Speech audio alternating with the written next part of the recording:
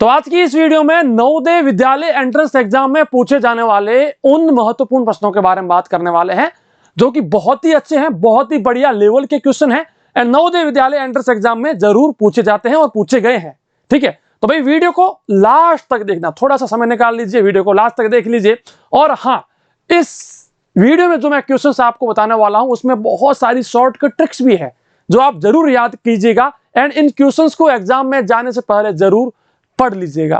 ठीक है भाई, देखिए अगर आप इस YouTube चैनल के ऊपर नए हैं, ठीक है, और आपने अभी तक इसको सब्सक्राइब नहीं किया है तो भाई देखिए सब्सक्राइब जरूर कर दीजिए। नीचे एक लाल कलर का सब्सक्राइब का बटन है और पास में आए बेल आइकन के ऊपर ऑल जरूर प्रेस कर देना। जैसे ही आप सब्सक्राइब करते हो तो पास में एक घंटे का बटन आपको देखने को मिलता है, उसके ऊपर ऑल प्रेस कीजिएगा। इससे क्या होगा, जैसे ही हम नवोदय विद्यालय से जुड़ी हुई कोई भी informative video, helpful video upload करते हैं वो आपके फोन के पास सबसे पहले पहुंच जाएगी। ठीक है भाई, और हाँ, वीडियो को लाइक कर दीजिए और अपने दोस्तों के साथ शेयर जरूर कीजिएगा। हम लोग बात करते हैं, आप अगर नवोदय विद्यालय एंट्रेंस एग्जाम की घर बैठे प्रिपरेशन करना चाहते हैं जहां पर वीडियोज है, लास्ट ईयर पेपर है, मॉक टेस्ट है, बहुत कुछ मिलेगा उस कोर्स के अंदर। ठीक है, तो ये हमारा एप्लीकेशन है, लिंक आपको डिस्क्रिप्शन में मिल जाएगा या फिर गूगल प्ले स्टोर के ऊपर जाइए और सर्च कीजिए ऑलराउंडर बीएसएस।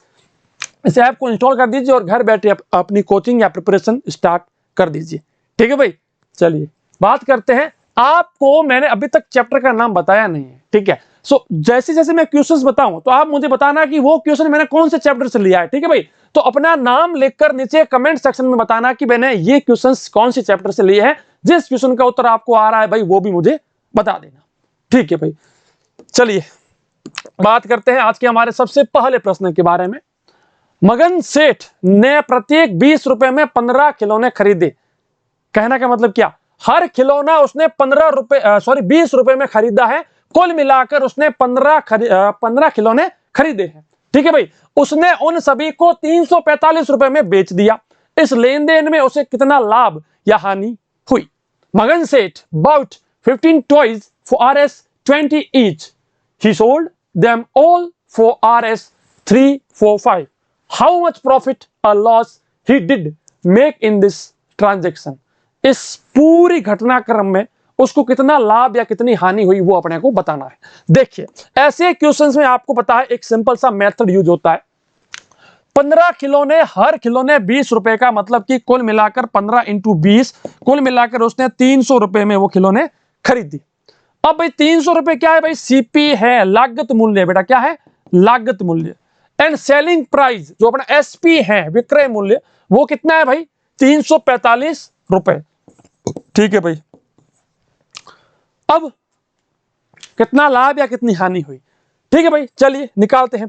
जब एसपी में से सीपी को माइनस किया जाता है, विक्रय मूल्य में से लागत मूल्य को माइनस किया जाता है, तो हमें लाभ मिलेगा कि भाई कितना लाभ हुआ है, मतलब कि अगर वो पॉजिटिव का मिलता है तो। ठीक है भाई, तो सेलिंग प्राइस है 345, 300 घटा दीजिए तो 45 रुपए का क्या हो गया भाई, लाभ हो गया। मुझे यहां पर प्रॉफिट 45 रुपीज का हो गया। अब ये क्वेश्चन जो है, ये क्वेश्चन बड़ा ही आसान लेवल का क्वेश्चन है। ठीक है, बड़ा ही आसान है, लेकिन यहां पर बहुत सारे बच्चों को एक्चुअली क्वेश्चन समझ में नहीं आता है, तो मेनली इसलिए मैंने ये क्वेश्चन लिया है। बहुत बार पूछा भी जा चुका है वैसे ये। अब इस क्वेश्चन की जैसे कि बात करते हैं दूसरे प्रश्न के बारे में। ठीक है, चलिए दूसरे प्रश्न के बारे में बात करते हैं। सबसे पहले पांचवें प्रश्न के बारे में बात करते हैं। चलिए पांचवा प्रश्न सबसे पहले लेते हैं अपन लोग। ठीक है, एक घड़ी को 1140 में बेचने पर एक व्यक्ति को 5% की हानि होती है। 5% का लाभ अर्जित करने के लिए घड़ी को किस कीमत पर बेचा जाना चाहिए? A person incurs a loss of 5% by selling a watch for Rs 1140. ठीक, at what price should the watch be sold to earn 5% of profit? ठीक है बेटा, चलिए अब ऐसे क्वेश्चंस में बहुत सारे बच्चे क्या करते हैं कि ठीक है, अभी सबसे पहले हम लोग निकालते हैं इसका 95%, फिर 95% का हम 5% निकालेंगे, है ना, क्योंकि यही मेथड है, लॉन्ग मेथड तो यही कहती है ना कि सबसे पहले आप ये कीजिए कि भाई 5% का लॉस हुआ है। ठीक है, तो अभी ये जो 1140 रुपए है ये क्या है, ये अपने को इस घड़ी को इतने रुपए में बेचा गया है। ठीक है, तो बहुत सारे बच्चे इसका मतलब बहुत बार बच्चों को कंफ्यूजन होती है, लेकिन अब इसका शॉर्टकट समझिए। शॉर्टकट क्या कहता है, मैंने क्या कहा कि जो कॉस्ट प्राइस होता है, जो लागत मूल्य होती है, उसको हमेशा 100% मान लीजिए गुरुजी। अब देखिए, अगर मैं मानता हूं कि उस घड़ी की कीमत जो है वो 100% है, 100% है, ठीक है। अब उसको 5% की हानि हुई, तो भाई साहब 5% की हानि मतलब कि 95% के ऊपर उस घड़ी को बेचा गया।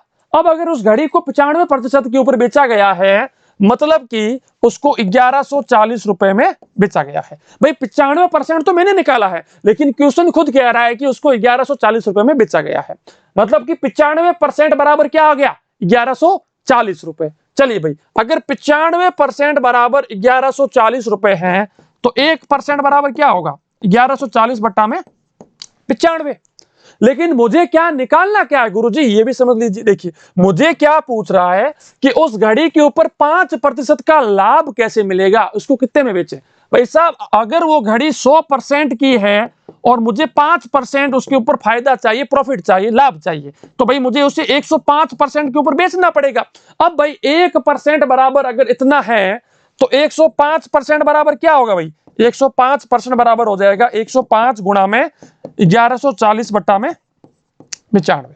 ये हो गया अपना शॉर्टकट मेथड, ये हो गई शॉर्टकट मेथड, जो कि आपको समझ में आ गई होगी, याद हो गई होगी। भाई जिस किसी को उत्तर आ रहा है जल्दी से बता दो, फिर मैं इसको सॉल्व करके बताता हूं, ठीक है भाई।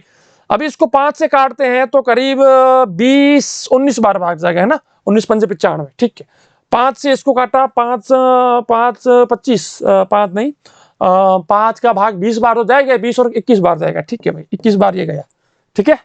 19 का भाग 1140 में कितनी बार जाता है भाई, देखिए 1140 में 19 का भाग दे दीजिए, 19 से कम 19, 19 दो 38, 19 30 57, 19 पंजे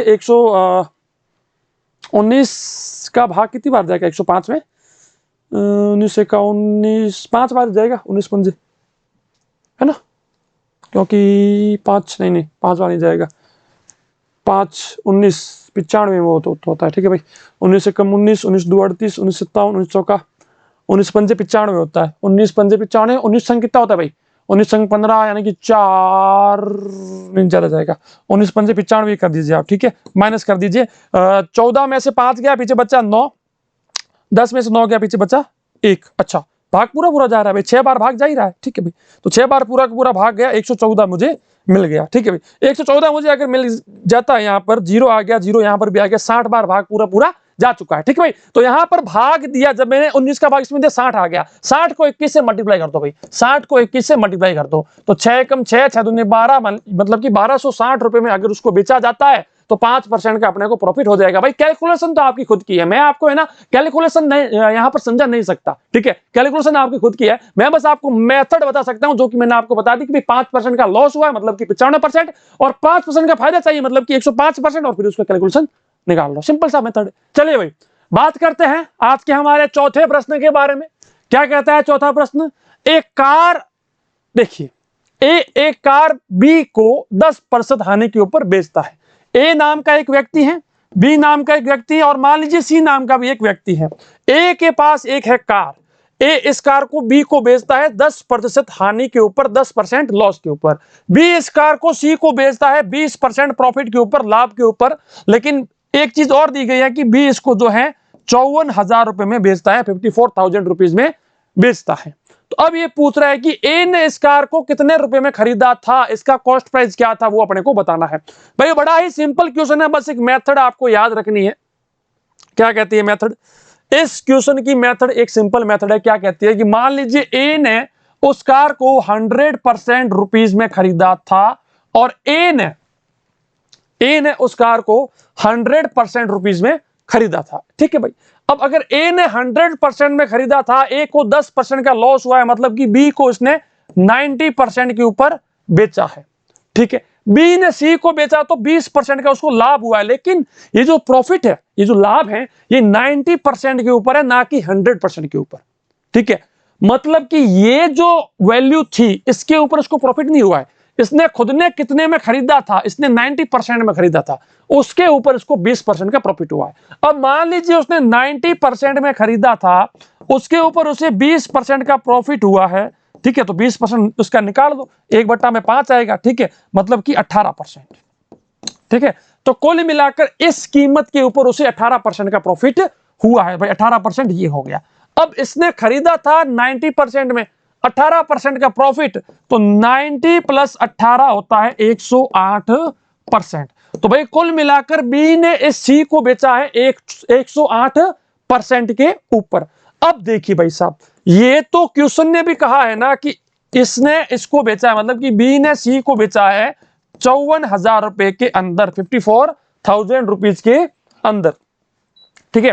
अब अगर 54,000 में इसने बेचा है तो 108% बराबर हो जाएगा 54%, सॉरी 54,000 रुपए, और 1% बराबर हो जाएगा 54,000 बट्टा में 108, ठीक है भाई। अगर यहां तक अपना वैल्यू आ चुका है तो अपने को निकालना है 100% का वैल्यू, क्योंकि पूछ क्या रहा है कि ए ने उस कार को कितने में खरीदा। भाई ए ने तो 100% में खरीदा था। अब अगर 1% बराबर 54,000 बटा 108 है तो 100% बराबर हो जाएगा 54,000 बटा 108 गुणा में 100, ठीक है भाई। तो अब इसका वैल्यू हमें निकाल देना है 54,000 गुणा में 100 बटा में 108, ठीक है भाई।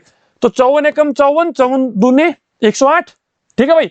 तो 1000 इंटू में 100 बट्टा में 2, 50 ये आ गया भाई, ठीक है। तो 50,000 रुपए कुल मिलाकर ए ने इस कार को 50,000 रुपए में खरीदा था। तो इस प्रकार से इन शॉर्टकट मेथड्स का यूज करके अपन लोग जो है आंसर निकाल सकते हैं। ये अपना बी एकदम सही उत्तर आ गया, ठीक है भाई। क्योंकि बहुत सारे बच्चे इसमें से फिर इतना कंफ्यूज होते हैं कि यार अब ये क्वेश्चन कैसे होगा, ठीक है। तो ये क्वेश्चन इस मेथड से बड़ा इजीली हैंडल हो सकता है। चलिए भाई, आज के तीसरे महत्वपूर्ण प्रश्न के बारे में बात करते हैं। जिस किसी को उत्तर आ रहा है भाई जल्दी से बता दो। साहिल ने 950 रुपए में एक साइकिल खरीदी और मरम्मत पर 50 रुपए खर्च कर दिए।